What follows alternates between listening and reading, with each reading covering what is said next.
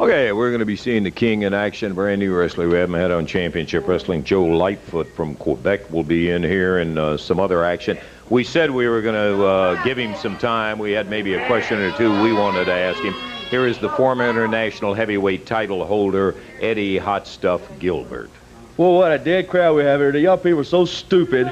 But, you know, Lance, you see what I have in my hand here, right? Oh, I see it. It's the Jerry Lawler book, The Crowning of the King. That's right. You know, earlier this week, I picked this book up, and you know, boy, it surprised me. I'm really impressed by the King, you know. First of all, usually when people have great careers and they're great professionals, they usually do have a book written about them. And so that has really sparked something in my mind today. It has really brought me to this point that I think this show today is going to be dull anyway because of wrestling, you know, with some of the people you got in here like Lawler anyway. But what I want to do is call this show a little different today. I want to entitle it something else. What I want to call this today, will you hold this book here just a second? What I like to call this is Jerry Lawler, This Is Your Life. That's right. Come on, Eddie. What is this? That's right. Don't you think this would be great? See, don't you remember Ralph Edwards with This Is Your Life? See, I expect when people have great careers that they should look back sometimes, just like in this book here. You should look back over your careers. But we got to have our honored guest out here. We got to have Jerry Lawler out here. Is there any way you can get him out here? Because no, I don't think there's any way I can get him out here. But, oh, you want to lay that up there? If we got a staple gun, and we might be able to put that up on the set. I kind of feel like Mr. Rogers here a little bit. Yeah, you can I borrow it? Okay, since this is my part now, This Is Your Life, Jerry Lawler, could we please, can somebody say... have an interview, not the whole Oh, that's show. Okay, Lance. I know you'd like to break anyway. Is there any way to get Jerry Lawler out here? Could somebody check, please? Because I can't do this without the King out here. Hey, look, and I promise, this is legit. This is on the up and up. There will be nothing going on out here, Lance. You know me. I wouldn't lie to you. Who you got waiting to jump Nobody's here. I promise. Check behind the curtains. Come on, King. Come on. Eddie Gilbert's not going to bother you. Come on out here. Come on out here. There he is. Lance, you hold on this minute. Let me plug this up here. Yeah, I figure that Jerry can take care of himself, but he is well aware of the fact you're the one that called him out here for all this stuff. King, I don't know if you heard me. I was just telling Lance and all your great people here in Memphis and around the area and everywhere that I'm really impressed with this book about you. I'm really impressed with you because you are the King of wrestling. And I think that we should call this Is Your Life. And I think we should look back at your great career. So, is this all right with you? I'll tell you what's all right with me, Gilbert. I just thought I'd come out here and watch you make a complete fool out of yourself, and when I get through...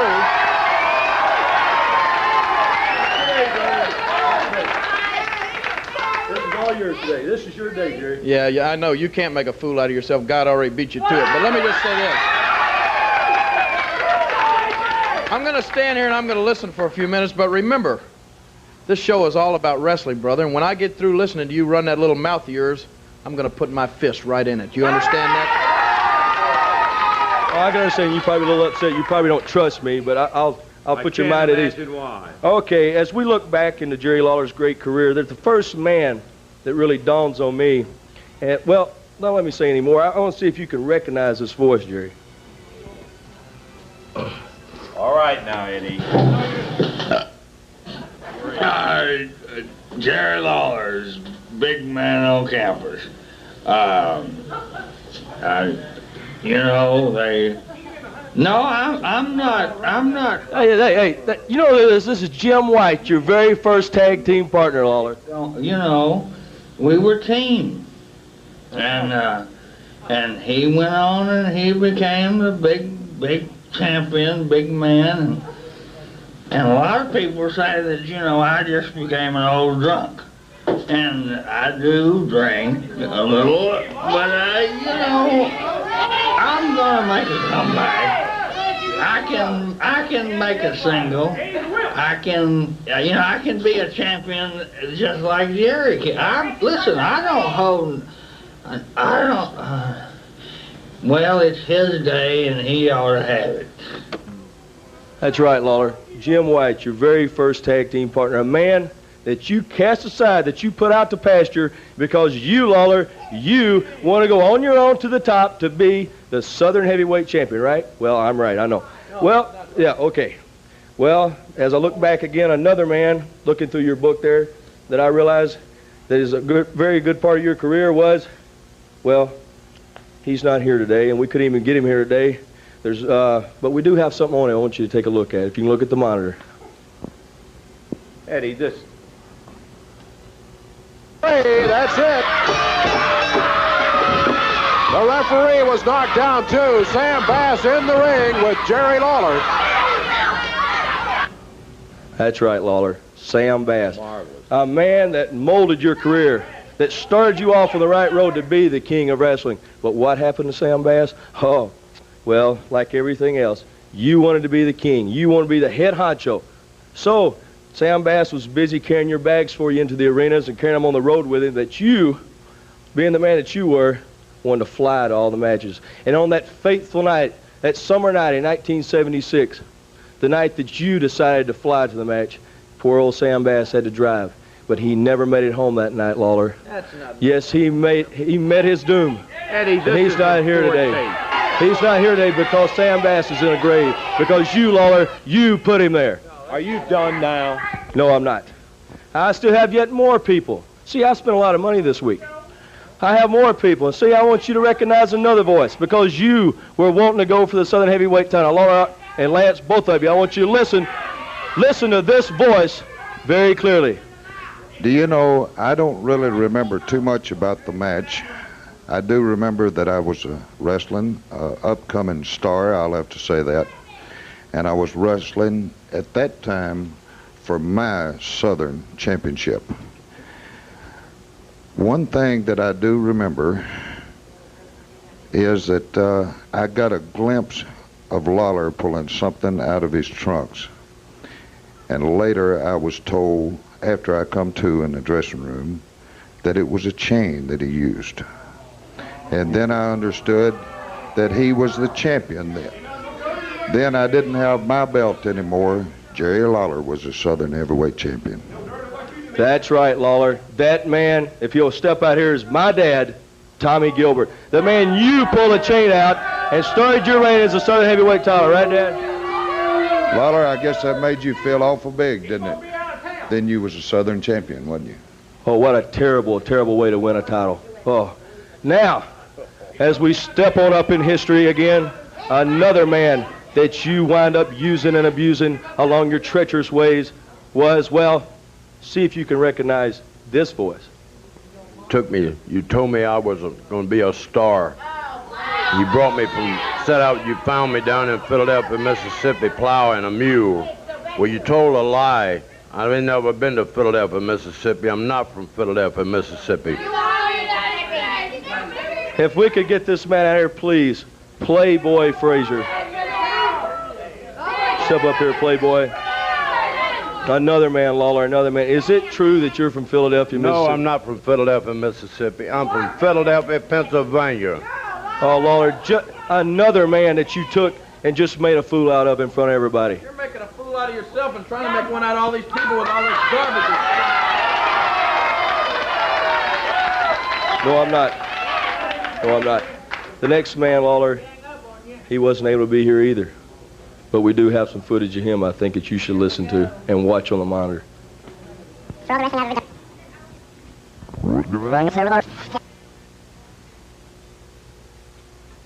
Apologize for all the wrestling I've ever done, all the abuse I've ever given to people that didn't understand what I was doing. And Lawler grabs him straight up. Lawler with a pile driver. Only the second move by Lawler, and bang goes Kaufman. He's going to give it to him again. He figures he's already lost it. Trying to get the big guy loose from the rope. And look at Lawler go to work on him. He picks Andy up. He's going to suplex him. Hey, here comes Lawler. Andy Kaufman sitting down at the ringside. Lawler coming in. Kaufman, Lawler got the fire right at him. The assassin. Oh. Boy, sometimes Sometimes I really can't believe you. There was a man, a poor little sickly comedian, Lawler, not even a wrestler, that you took him night after night, dropped him on his head so you could get national attention, so you could get national exposure. Yeah, Lawler, you. And where's Andy Kaufman today? He's in a grave also, because probably those pile drivers you gave him caused that cancer that he died of, Lawler. That's true. No, Lance. No, Lance. Excuse me. Let's get it back over here. This is your life. And so far, I know you must have chill bumps all over your body. Probably you kind of feel probably like Scrooge in the Ghost of the Past, right? But anyway, we have yet another man that I've gone to great trouble to get here today.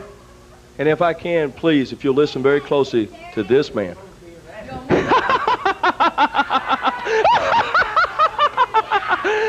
Oh, man, Lawler, I wouldn't miss this for anything in the world. I'm the man who guided you to the top of your career, baby. You were down and out, baby, scumming around this town, baby. Hadn't even won a match in 6 months. And what did you do? You called the greatest man in the world today. That's right, Jimmy Hart, baby. And what did I do for you? I won you the Southern Heavyweight Championship belt. Then you won the CWA Championship belt. And, baby, you were in line. We had a shoe-in for the NWA title. But no, Jerry Lawler wanted to do everything by himself. He wanted to be in music. What did Jimmy Hart do for him? I took the worst voice in the history of music, Jerry Lawler's voice, and make him into where he sounded halfway decent, baby. So you had your gold records. You had everything, baby, just like Jimmy Hart had. And what did you do to me, baby? You tried to drop me like a bad habit, brother. Well, baby, it's like Eddie Gilbert said, man. There's a lot of people waiting for you to fall, King, baby. Like I said, there's a lot of people. That's right, Jerry Lawler. The man that started you out, the greatest manager in the world today, Jimmy Hart. Right, Jimmy? You better believe it, baby. You're finished, man. There's a lot of people waiting for you to fall, King. I want you to realize that. A lot of people, just like the kid said here, baby. Just like he said. That's right, Lawler. I want you to think now. I want you to look at all these guests I had here today. I hope you remember all that footage you saw, all the people from Jim White, Sam Bass, Tommy Gilbert, Playboy Frazier, Andy Kaufman, and Jimmy Hart. Now, Lawler, what this all boils down to is all these men that you've seen, and probably a lot of more, have watched you sit at the top now, and it's probably very lonely up there, isn't it? But now, they're wanting to watch you as you fall, brother. And see, that's where I come in, because I'm in the position now to where I'm going to be the man to put you at the bottom. Where's my book? Lawler, here's your book, and this is your life, and I hope you've been very, very proud of it. I hope you're through with it. That's all I can say. Finally, after taking up that and carrying on and telling your side of it, your version of it in there. Obviously, everything he did, Jerry, is slanted by Eddie Gilbert in the way he wanted it to appear and come across that way. And I'm sorry it came out that way, but I didn't expect any more out of it. No, you know, I don't exactly know what I should say or what to say at a time like this. You know, he has all this footage of Sam and Andy Kaufman and things like that. Eddie Gilbert, as I said, and I almost hate to say this, Lance, but he almost reminds me of myself when I was, you know, like him, a young, cocky punk trying to come up who thought that I could take on anything and everybody. And I remember at the time here was Jackie Fargo on the top of the heap at that time, and I couldn't wait till I got my hands on Jackie Fargo. And I think Eddie Gilbert's probably looking at the same situation now with me. Yep. Well, all I can tell Eddie Gilbert is, if he thinks that he's going to come in here and knock me off the top of the heap, brother, you've got your hands full, and I'm ready anytime you want. Well, maybe we can get back into the ring here with action. We're going to take time out, and we'll be back in just a moment.